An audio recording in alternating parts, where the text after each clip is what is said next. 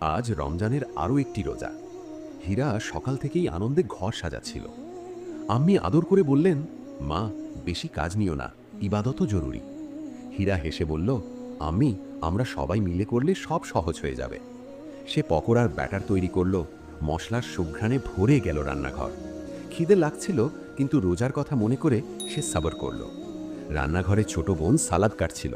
চারদিকে হাসি আর খুনসুটি চলছিল। হীরার রোলের ফিলিং বানাতে বানাতে ভাইয়ের পছন্দের কথা মনে রাখল। সে বলল, আজকের ইফতারি সবার মুখে হাসি ফোটাবে। কিছুক্ষণ পর আম্মি শরবতের জন্য লেবু আর পুদিনা বের করলেন। আব্বুও সাহায্য করতে করতে প্লেট সাজাতে শুরু করলেন। ঘরের পরিবেশ ভরে উঠল ইবাদত আর মহব্বতে। মাগরিবের আজান শোনা মাত্র সবাই দোয়ার জন্য হাত তুলে নিল।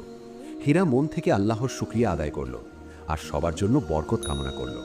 সেই দিনের ইফতারি তাদের সম্পর্ক আর ঈমান দুটোকেই আরও মজবুত